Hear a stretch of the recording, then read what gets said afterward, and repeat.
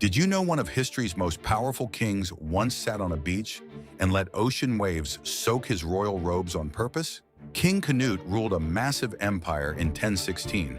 He controlled England, Denmark, Norway, and parts of Sweden. His armies feared him across the North Sea, but his courtiers kept telling him he was so mighty that even nature would obey him. Canute got tired of this ridiculous flattery, so he came up with a brilliant plan to teach them a lesson. He ordered his servants to carry his golden throne down to the beach at low tide. Then he sat down and commanded the incoming waves to stop and retreat. His courtiers watched nervously as the tide rolled in. The waves completely ignored the king's orders. Water rushed up the sand and soaked his feet in royal robes. Canute sat there calmly, getting completely drenched.